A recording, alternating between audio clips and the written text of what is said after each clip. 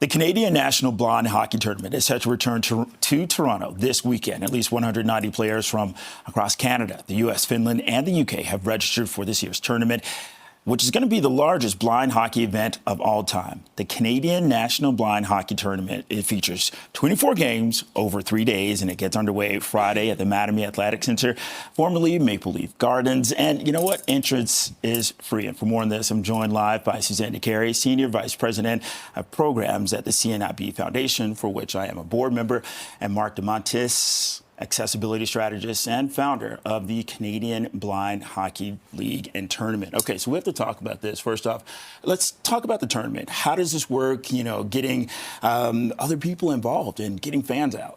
Sure. So the sport of blind hockey has been played for many years, and it's played like you see there with an adaptive puck. It's larger, slower, makes noise, metal with ball bearings inside, and that's so that all athletes who are 10% vision or less, like myself, have the ability to play the game using their earring to locate and track the puck around the ice. Still the same game we all love. It's fast, it's entertaining. The objective is still to score on the opposing net. But other than a few modifications and adaptations like the puck, still the great game we all love. Okay, so Mark, I'm holding up the puck that's used right here. If we can get a shot of this right here. Talk about how this works. Sure, so there's metal ball bearings inside the puck. As you see, it's rattling, so that's used up and down the ice. So players, again, 10% vision or less, whether you have some partial sight or you have no sight at all, you're constantly using your ears to locate, detect it. But don't get it wrong. There are a lot of athletes who played competitive hockey, like myself, before they lost their sight.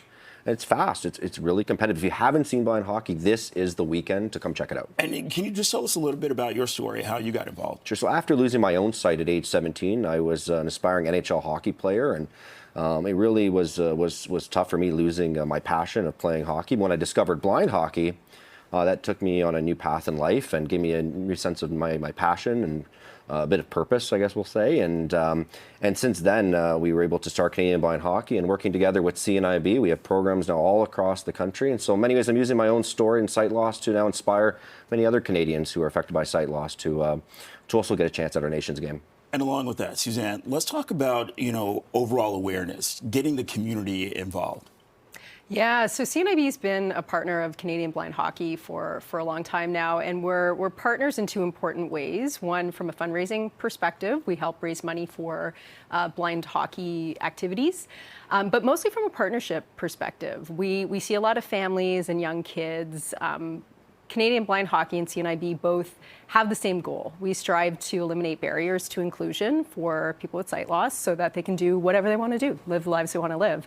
So we encourage families to check out Canadian Blind Hockey, whether it's through a Learn to Skate program or actually joining the hockey team. It's really where families start to understand that with the right supports in place, their kids can be unstoppable. And along those lines, let's go over some of the details for this weekend. And at the same time, we have a QR code if Jonathan, our producer, can signal for that to be placed on the screen so that you can just scan it and get some of those details as well. Yeah, so the tournament begins March 21st on the Friday and runs through to the Sunday. And I might turn it over to Mark for some highlights for the tournament. Yeah, like you said, this Friday to Sunday, March 21st to 23rd. And there's 7 divisions, so there's something for everyone, whether you're a child first starting, if you're first time, or you're trying to make the national blind hockey team in the select division.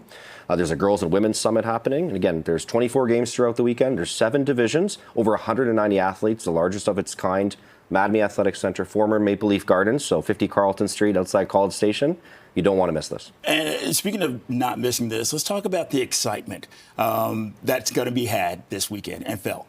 This is a hockey tournament, just to be clear. This is not just a blind hockey tournament. This is a hockey tournament. The same passion in the building. There's families coming in from all around the world to participate in this. And this is one of the first times that a child or some individuals will get actually wear a hockey jersey for their first time, be part of a team in a safe and fun environment, which is so important for Canadian Blind Hockey and CNIB. Young people getting opportunities to participate in sport and in their community and have a sense of independence, right? And also the energy that the fans will bring. How important is it to make sure that people are actually out there filling the stands? If you have never seen blind hockey game, you've got to come to the tournament because it's going to surprise you how fast it is and how exciting it is. And then everybody feeds off the energy on the bleachers and from the fans. So really encourage people who haven't been before, come out.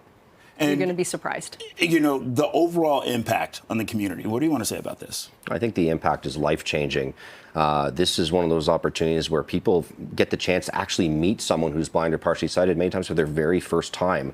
So this is partially about hockey, but hockey's a catalyst for social change here. And it's really our national pastime that's bringing people together who have all been affected by sight loss or blindness in some way, shape, or form. And when we talk about this tournament, the impact that it had on you and your life. You know, I mean, look, the fact that now we can see hundreds of people coming to this tournament across Canada, around the world, thousands playing the sport around the world. After I lost my sight, my goal was to start programs, and this is way bigger than we could have ever imagined with CNIB and Canadian Blind Hockey. But we don't want to stop here. The tournament is an opportunity to for the next chapter as well. Did you despair? Did you think that hockey was done for you? Yeah, I thought it was done, but then it was my dad at the time who reminded me that there was a blind hockey team in Toronto, the Toronto Ice Owls. It's been around since 1972, and at that point, I remember picking up the phone, calling the team, saying, I want to try this blind hockey. I was 17. This was in 2004. Best decision I've ever made.